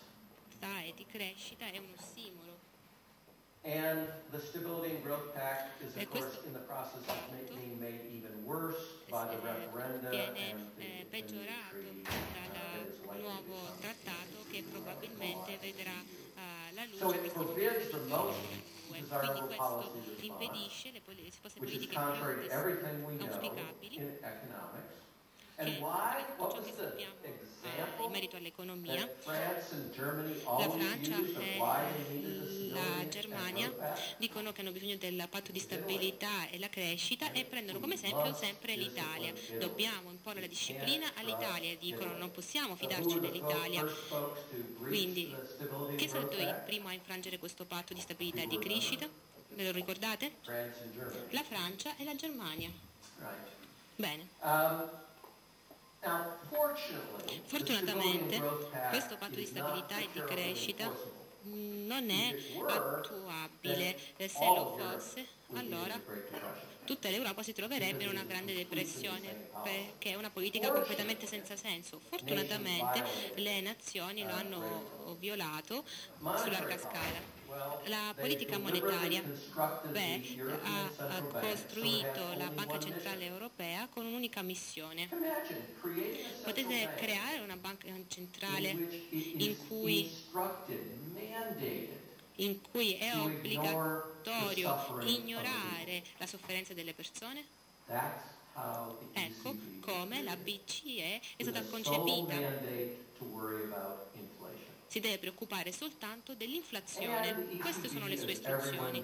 Come sapete, la BCE è stata posta sotto il controllo della Germania, dell'ideologia germania. Ci possono essere francesi o italiani alla guida, ma tutti credono nell'ideologia tedesca.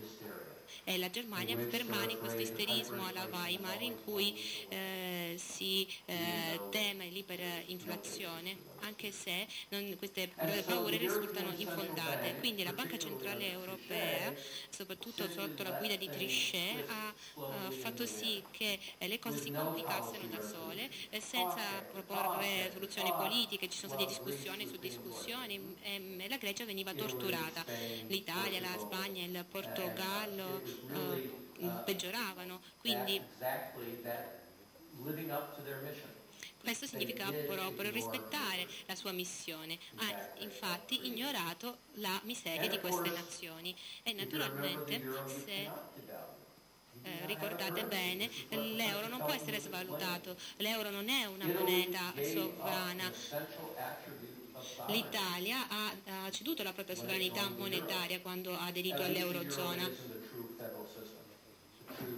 a meno che l'euro non avesse un governo federale, un vero governo federale, e la BCE può svalutare la moneta, e questo si tende a dimenticarlo però. Quindi, sottraendo eliminando le tre migliori risposte alla recessione, hanno cercato di far sì che l'unica soluzione è quella di esportare verso ai vicini.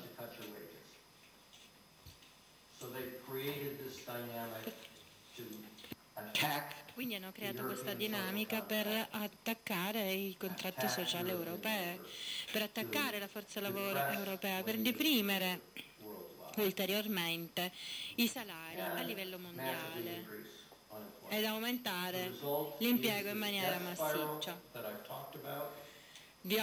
Questo è quello di cui volevo parlare. La Banca Centrale Europea ovviamente determina la sofferenza dei vostri cittadini. Sanno che vi possono spremere come limoni e distruggere la vostra economia, perché avere il potere e leve questo comportano, e si fa nel modo meno democratico possibile, e la BCE non semplicemente risponde alla Germania, risponde alle banche tedesche, siamo insomma concreti. Si tratta solo di questo, gli interessi delle banche più importanti in Germania che determinano le politiche della BCE. Adesso la BCE non vi vuole uccidere ovviamente, non vogliono il collasso completo dell'economia italiana. Come dire, fanno dei giochi per affamarvi, amano in qualche modo terrorizzarvi per fare leva su di voi e per tenervi in pugno in qualche modo, non per uccidervi, ecco, ma solo per mandarvi migliaia di chilometri lontano. Il nostro ministro ha detto di non preoccuparvi, che ci sono dei programmi nuovi, stanno lavorando sull'equivalente di... avete l'equivalente? Sì, una una sorta di miglioramento di Skype per parlare meglio con i vostri figli quando andranno in Australia per trovare lavoro.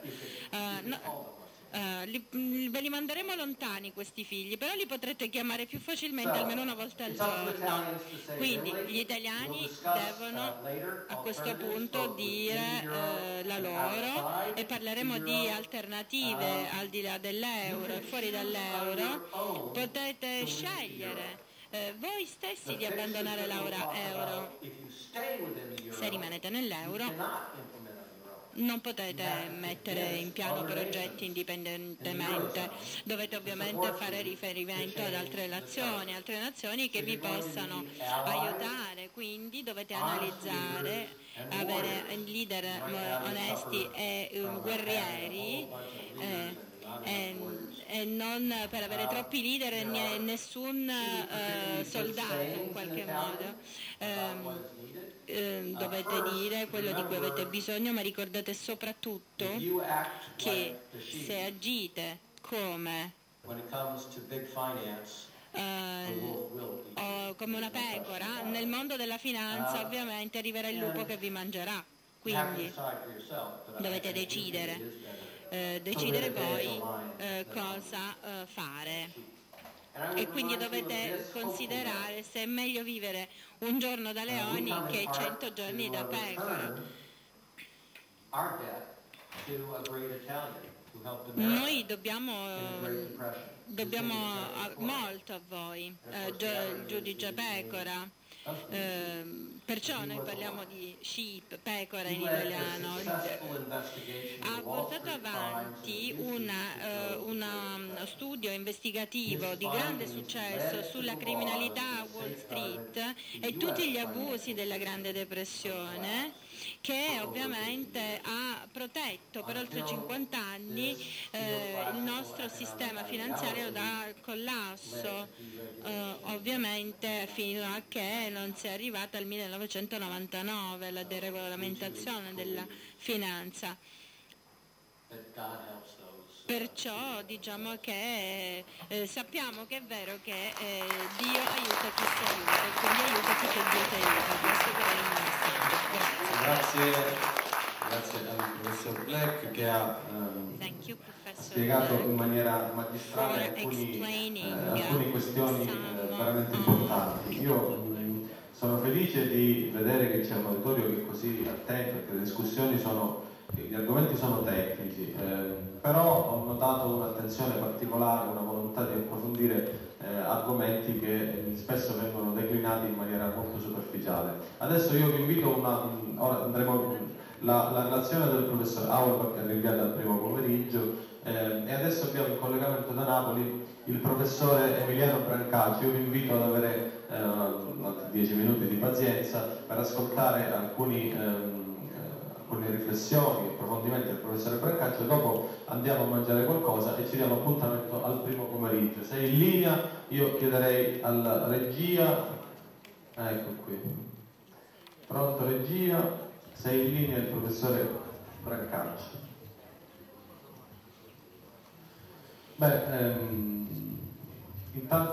Intanto vorrei sottolineare alcuni passaggi del ragionamento del professor Black. Noi spesso abbiamo un circuito mediatico perché i giornalisti, come dire, si accaniscono con i deboli, spesso venerano i potenti. Ormai c'è un tiro al piccione, per cui se qualcuno è eletto da qualsiasi parte diventa gioco forza un farabutto, mentre alcuni tecnocrati siamo abituati a leggere delle agiografie, mai in termini critici. Io mi ci metto tra i giornalisti, quindi figuratevi, ma non ho nessuna preclusione contro la categoria. Però obiettivamente dobbiamo ascoltare delle analisi d'oltreoceano per fare cadere questa aureola che accompagna figure come Mario Draghi, Mario Monti, che augurano di santità. Mi taccio subito perché lascio la parola al professore Emiliano Brancaccio. Professore, mi sente? Buongiorno a lei. Brancaccio non ha bisogno di molte presentazioni, in assoluto un migliore neokeynesiano oggi in Italia, universalmente riconosciuto come uno dei pensatori e delle penne più brillanti dell'intero panorama nazionale. Professore, lei ha ascoltato le analisi dei relatori americani? Vuole darci il suo punto di vista.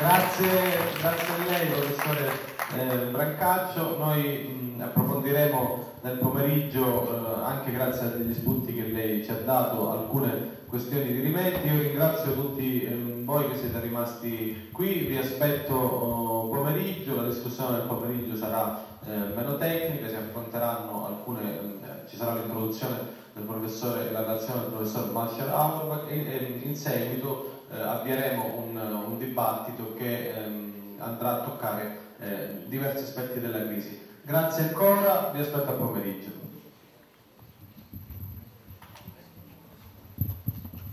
Finisce qui questa diretta da Reggio Calabria per mnews.it. Luigi Palamara, appuntamento con il convegno MMT, la crisi politico-economica occidentale del XXI secolo, a questo pomeriggio. Grazie.